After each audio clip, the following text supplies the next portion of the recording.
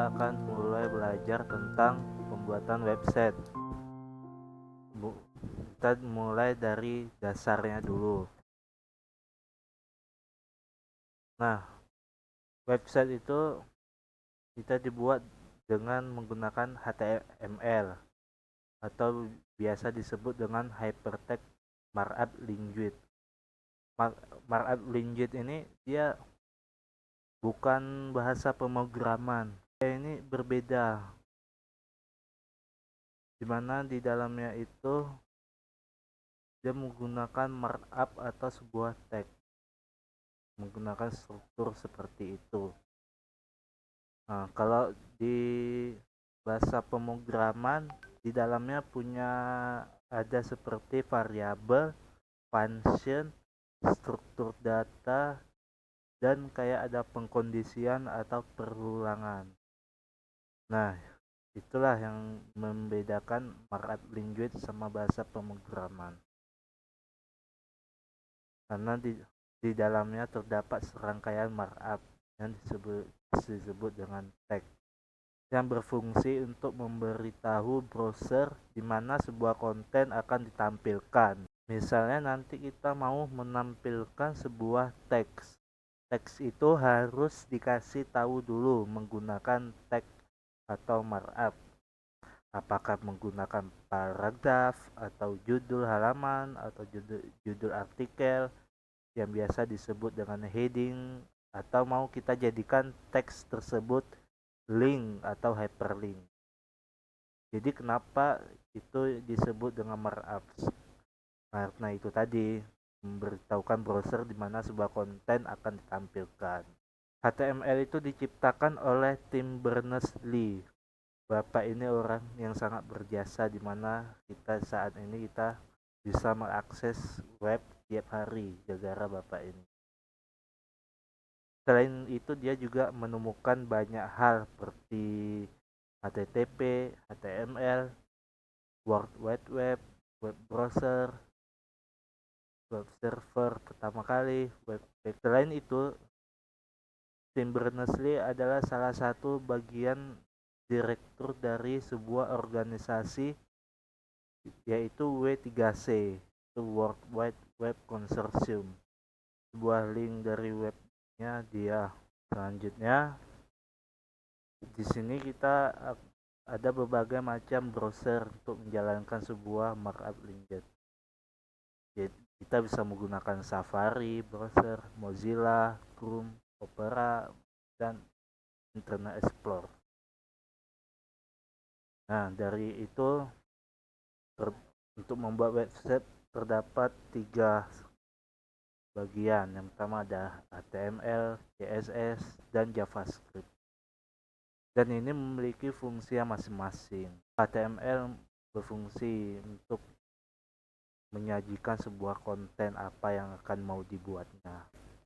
Dan untuk CSS-nya ini berfungsi untuk memperhias dan mempercantik suatu website yang kita buat di HTML-nya biar lebih menarik lagi untuk dilihat. Dan ini ada juga JavaScript-nya yang berfungsi untuk membuat website lebih menarik. Dan JavaScript ini bisa melakukan banyak hal ya. Dan untuk kasus yang sekarang ini kita akan memfokuskan JavaScript ini menjadikan website menjadi yang interaktif saja. Baik, di sini saya dapat menganalogikan website itu seperti tubuh manusia ya. Nah, di bagian HTML ini dia bagian dari tulang-tulang dalam tubuh. Dan di sini ada bagian tag head, yaitu bagian tengkorak ya di kepala. Dan untuk di bagian body, di bawah tengkoraknya seluruh tulang di dalam tubuh kita. Nah, dan selanjutnya CSS. CSS itu untuk memperhias tubuh kita, seperti head ini memberikan kulit dan atau rambut di bagian tengkorak, membungkus dengan kulit. Dan di bagian body ya bisa kita beri dengan baju, misalnya baju kantor atau baju sekolah dan aksesoris lainnya ya, bagian badinya. Dan untuk JavaScript-nya kita analogikan dia memiliki pemikiran bagi manusia. Dia dapat bergerak, berbicara, atau melakukan pengambilan keputusan yang tepat. Nah, baik, selanjutnya kita akan membuat sebuah website sederhana, yaitu membuat sebuah hello world.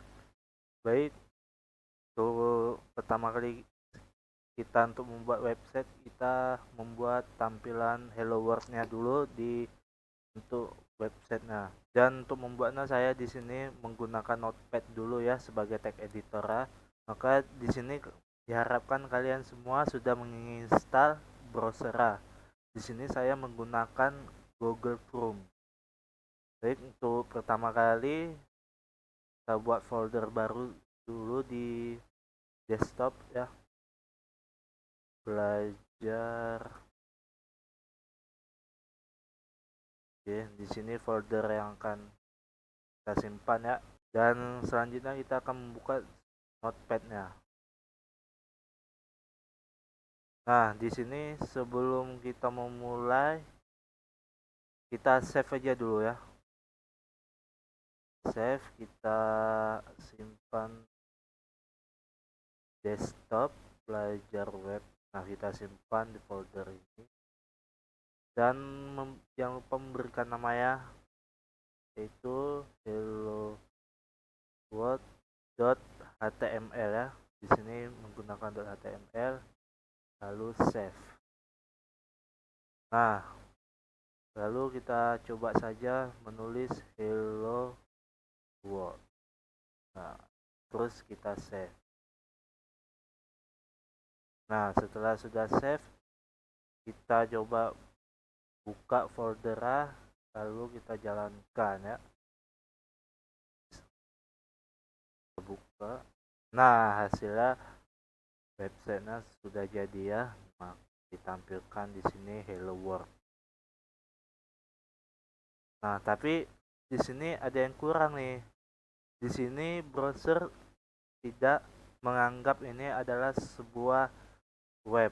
Maka dia di sini hanya menganggap sebuah plain text.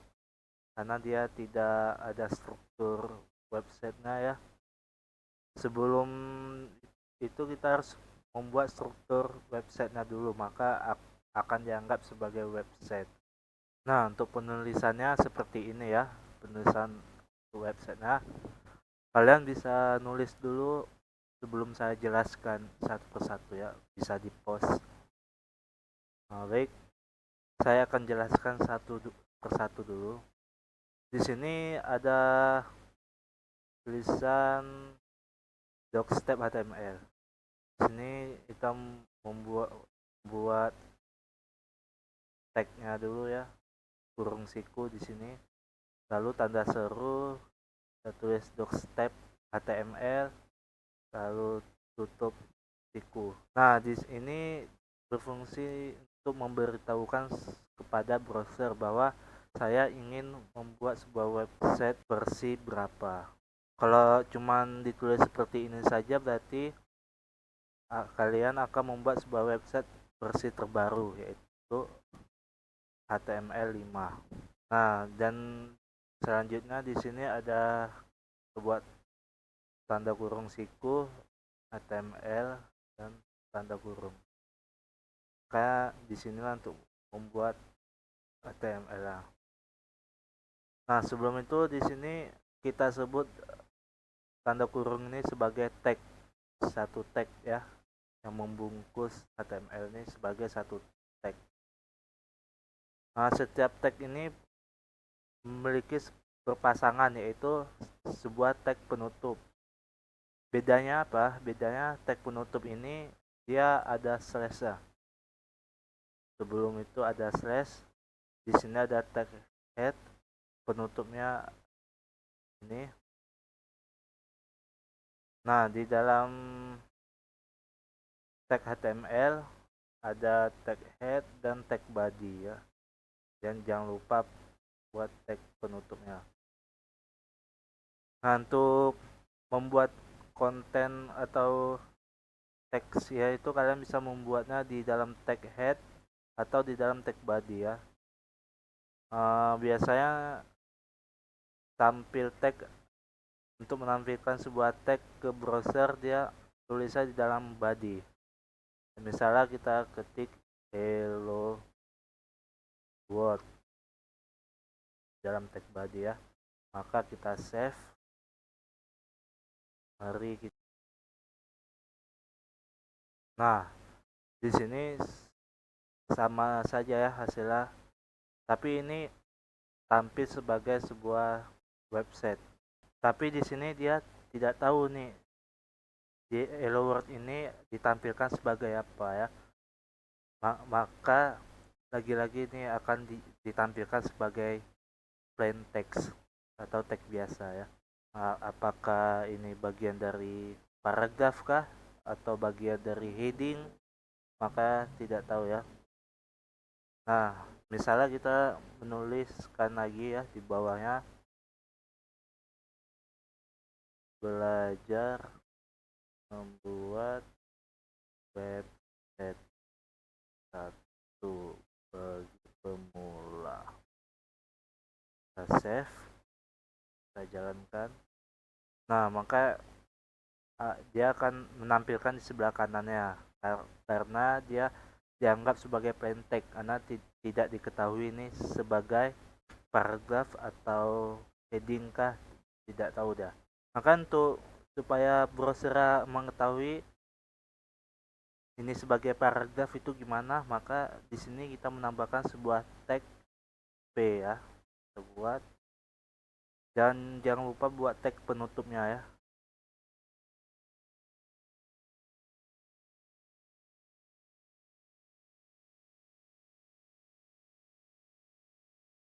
Oke, kita save, Ctrl S. Oke, kita refresh. Nah, untuk ini maka sudah kebaca ya oleh browser bahwa ini hello world ini adalah sebagai paragraf dan tag bawahnya sebagai paragraf juga, maka akan diturunkan ya, tidak dianggap sebagai plain text lagi. Baik, satu lagi di sini ada tag title ya. Apa sih gunanya tag title ini? Tag title ini untuk memberikan sebuah judul ya di dalam website. Misal kita judul sebuah website kita pemrograman web. Nah, lalu kita save, kembali ke browser, kita refresh. Nah, untuk tampilannya tidak terjadi apa-apa ya, tapi di halaman tab ini ada tulisan judulnya yaitu pemrograman web. Apabila seperti kalian buka website Facebook atau Twitter, maka ada penamaan Facebooknya di sini. Ini merupakan hasil dari tag title ini ya. Untuk materi pembelajaran kita tentang pembuatan website sampai di sini dulu. Kedepannya kita akan membuat sebuah website menggunakan kode editor ya, tidak menggunakan notepad lagi. Sampai jumpa di video selanjutnya. Ya, assalamualaikum warahmatullahi wabarakatuh.